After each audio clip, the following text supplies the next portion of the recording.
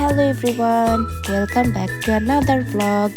আজকের ব্লগটা খুবই ইন্টারেস্টিং, কারণ আমরা কুরবানির ঈদ কাটানোর জন্য মানে ঈদুল আজহা কাটানোর জন্য আমরা গ্রামে যাব। তো এবারের লোকেশন হচ্ছে বগুড়াতে, এবং আমরা কিন্তু খুব সকাল সকাল ঘুম থেকে উঠে গোছগাছ শুরু করে দিয়েছি, দেখতেই পাচ্ছ। তো এখানে হচ্ছে মেনলি বাবুর সব কিছু আগে আমরা গোছাচ্ছিলাম যাতে কোনো কিছু মিস না হয়ে যায়। বাবু বলতে ওয়াফিকার। এই তো এখানে ওর হচ্ছে সব জামাগুলো হচ্ছে সেট ওয়াইজ নেওয়া হয়েছে, ওর কাঁথা, তারপর ওর জুতা, দেন ওর খাবারের যেই ফর্মুলা সেটা, তারপর হচ্ছে ওর একটা বই আছে সেটা, তারপরে স্কিন কেয়ার থেকে শুরু করে সব কিছু এখানে হচ্ছে গোছগাছ করে ফেললাম। এটা করতে করতে আমাদের 12টা বেজে গিয়েছিল। তো তারপর হচ্ছে চলে আসি আমার রুমে, এবং আমি কোন কোন দিনে কী পরবো সেগুলোও কিন্তু আমি আলাদাভাবে সিলেক্ট করে ফেলি। এবং এই তো এটা হচ্ছে আমার খুবই পছন্দের একটা জুয়েলারি বক্স। এটা হচ্ছে আড়ং থেকে গিফট পেয়েছি আমি আমার বিয়েতে। তো আমি ভাবছিলাম যে এটার মধ্যেই এবার আমি গ্রামে যেই ফাংশনে যেই জুয়েলারিগুলো পরবো সেগুলো সর্ট আউট করে ফেলি। এই যে খুব সুন্দরভাবে সবগুলো জুয়েলারি এখানে হচ্ছে আমি বক্স ওয়াইজ আলাদা করে রেখেছি, পার্টিশন করে। এবং এখানে হচ্ছে চুড়ি থেকে শুরু করে আমার কানের দুল ছিল, তারপরে ইয়াররিং ছিল, আংটি ছিল, তারপর নেকলেস ছিল, সব কিছুই ছিল। এবং এই জুয়েলারি বক্সটা খুবই সুন্দর এবং অনেক বড়। তো এরপরে চলে যাই আবার আমি আপুর রুমে, এবং গিয়ে দেখি যে বাবুর আসলে প্রস্তুতি নেওয়া হচ্ছে ঈদের। ও ঘুমিয়েছিল আর ওর নখগুলো কেটে দেওয়া হচ্ছিল। তো এই মেশিনটা হচ্ছে খুবই ইন্টারেস্টিং। এখানে হচ্ছে উপরের যে সার্কেল বাটনটা সেটা হচ্ছে মানে বেবির এজ অনুযায়ী চেঞ্জ হয়ে থাকে, 2 মাস, 1 মাস, 3 মাস, 6 মাস এগুলোর জন্য। তো এরপরে হচ্ছে আবার যেহেতু কুরবানির ঈদ, সো ফ্রিজ পরিষ্কার করতে হবে। অ্যান্ড আম্মু কিন্তু হচ্ছে ডিপ ফ্রিজ এবং হচ্ছে নর্মাল দুইটাই হচ্ছে পরিষ্কার করে ফেলেছে। এখন জাস্ট আমি আর আপু মিলে হেল্প করতেছিলাম এই জিনিসগুলো সর্ট আউট করার জন্য, যখন সব কাজ অলমোস্ট শেষ। তো এখানে কিছু ক্লিপ নিচ্ছিলাম আমি। আর এই তো এটা ছিল ডিপ ফ্রিজ, এটা অলরেডি সর্ট আউট করা ডান। তো এরপরে হচ্ছে আমরা চলে আসি আমাদের রুমে। তো আমার হাজব্যান্ড আলমাস ও অলরেডি অফিস থেকে খুব তাড়াতাড়ি চলে আসে। এসে ওর যেই কাপড়গুলো ছিল পাঞ্জাবি বা শার্ট, এগুলো হচ্ছে ও আলাদাভাবে সর্ট আউট করতেছিল। এই তো এখানে হচ্ছে ওর পাঞ্জাবিগুলো জাস্ট প্রোগ্রাম ওয়াইজ কোন দিন কোনটা পরবে ওইভাবে সিরিয়াল ওয়াইজ মেনটেন করতেছিলাম। তো এর পরের দিন খুব ভোরে আমরা রওনা দিই। আমাদের কথা ছিল 5:30টায় আমরা রওনা দিব, ঘুম থেকে উঠে যাই 4:30টায়। এই তো ওয়াফিকা আমাদের রুমে বসে আছে, ওকে একটু আগেই খাওয়ানো হয়েছিল। তো আমাদের মোটামুটি বের হতে হতে 6টার মতো বেজে যায়। এখানে হচ্ছে সবার লাগেজগুলো এনে একদম দরজার কাছে রাখা হচ্ছিল।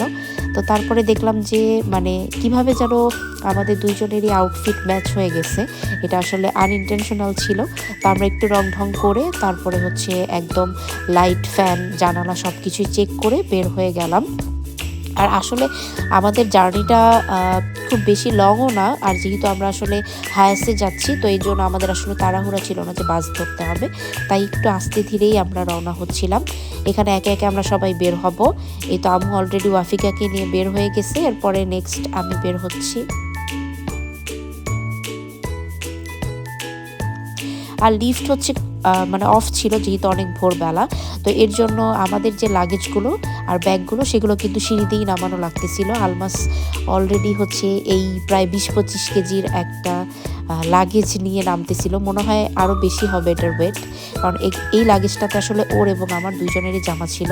আর ওর পিছে যেই ব্যাগটা, পিঠের ব্যাগ, এটাতে হচ্ছে আমাদের ল্যাপটপ এবং আরও কিছু টুকটাক জিনিস ছিল। এবং নিচে নেমে দেখি যে অলরেডি বিল্ডিংয়ে একটা গরু কিন্তু চলে আসছে। তা আমি হচ্ছে একটু গরুর সামনে গিয়ে ওর কিছু ক্লিপ নেওয়ার ট্রাই করতেছিলাম, একটু কথা বলতেছিলাম। আসলে ঢাকা শহরে হঠাৎ করে গরু দেখলে ভালোই লাগে, গ্রামে তো এই জিনিসগুলো অনেকটা ডাল ভাতের মতো।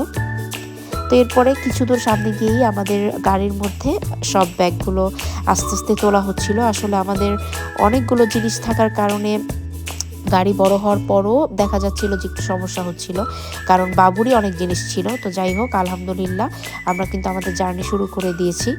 এবং বাইরে পুরো আকাশটাই খুব মেঘলা ছিল। এবং আমরা যেতে যেতে প্রায় যমুনা সেতু পার হওয়ার পরে গিয়ে ব্রেকফাস্ট করি। যেহেতু খুব সকালে বের হয়েছি তাই ব্রেকফাস্ট করে আসার সুযোগ হয়নি। তো আমরা ব্রেকফাস্টে হচ্ছে পরোটা নিয়েছি, দেন ভেজিটেবল ছিল আর চা ছিল। আর দিতে অনেক দেরি করতেছিল, এই জন্য আমরা ভাবতেছিলাম যে এত লেট কেন। তো পরে জানতে পারলাম যে এই হোটেলটাতে নাকি কোনো বাস যাত্রীরা আর কি খাওয়া দাওয়া করে না, যারা পার্সোনাল গাড়ি নিয়ে আসে শুধুমাত্র ওরাই করে। এর জন্য দেখা যায় স্টাফরাও খুব একটা তাড়াহুড়া করে না। তো যাই হোক, এরপরে চলে আসলো, আলমাস হচ্ছে আমাকে সার্ভ করে দিচ্ছিল। পরোটাগুলো খুব বেশি মানে বড় ছিল, যার কারণে 2টা করে পরোটা নেওয়ার পরও আমরা দেখা যাচ্ছিল যে খেতে পারতেছিলাম না। একটা খাওয়ার পরে অলমোস্ট পেট ভরে যাচ্ছিল। এরপরে চলে আসে আমাদের চা। তো যাই হোক, খাওয়া দাওয়া শুরু করে আমরা আবার আমাদের মানে যাত্রা শুরু করি এবং প্রায় আমরা হচ্ছে বগুড়ার মধ্যেই ঢুকে গেছি। দেখতেই পাচ্ছ যে দুই পাশে অনেক বেশি মানে গাছ, তো বুঝাই যাচ্ছে যে আমরা একদম গ্রামের সাইডগুলোতে ঢুকে পড়েছি। তো অনেক দিন পরে গ্রামে এসে ভালোই লাগতেছে এবং আমি হচ্ছে ক্লিপগুলো নেওয়া ট্রাই করতেছিলাম। তো এরপরে হচ্ছে আমরা পৌঁছে যাই এই যে এই সুন্দর ভিউ, এবং প্রচণ্ড বাতাস ছিল এবং আমরা কিন্তু বৃষ্টির মধ্যেও পড়েছিলাম। তো তারপরে হচ্ছে গাড়ি থেকে সব লাগেজ টাগেজ নামানো হচ্ছিল এবং এরপর হচ্ছে আমি ভাবলাম যে এখানে এই মানে জায়গাটাতে যেখানে গাড়ি নামিয়েছে সেখানে আসবো কিনা কে জানে।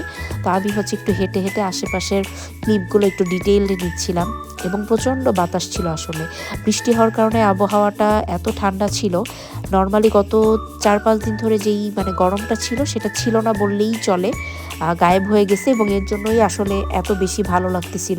গরমের মধ্যে আসলে মানে সিনারি যত সুন্দরই হোক এনজয় করতে পারতাম না। তো এরপরে আমরা ছোট্ট একটা ভ্যান টাইপ নেই এবং নিয়ে হচ্ছে আমাদের বাসার সামনে রওনা হই, কারণ কিছুটা দূর হেঁটে যেতে হতো। আর যেহেতু আমাদের কাছে অনেক ব্যাগ ছিল, যার কারণে পসিবল হচ্ছিল না। এই তো আশেপাশে শুধু গাছ, মানে এটাই হচ্ছে মনে হয় গ্রামের সবচেয়ে পজিটিভ দিক, যে গাছপালা এবং অনেক বেশি ধান ক্ষেত ছিল, তারপরে হচ্ছে করলা গাছ, ভুট্টা, কলা গাছ, আম গাছ, কাঁঠাল গাছ, এগুলো হচ্ছে দেখতেছিলাম এবং দেখতে দেখতে কথা বলতে বলতেই আমরা কিন্তু আমাদের বাড়ির কাছাকাছি পৌঁছে যাচ্ছিলাম। তো এটা ছিল আসলে গ্রামে ঈদ উদযাপনের একদম প্রথম ব্লগ। পরবর্তী যে পর্বগুলো আসবে সেখানে আমি আরও বেশি ডিটেইলড ভিডিও দিব। এই তো আমরা বাসায় পৌঁছে গেছি। তো ঠিক আছে, ভালো থাকো সবাই। অবশ্যই নেক্সট যে ব্লগটা আসবে সেটা সবাই দেখবে, কারণ এটা অনেক বেশি মানে ইন্টারেস্টিং হবে এবং আমি চেষ্টা করব খুব ডিটেইল ভিডিও দেওয়ার। সেই পর্যন্ত সবাই ভালো থাকবে আর নেক্সট ব্লগটা মিস করবে না। Tata, bye bye.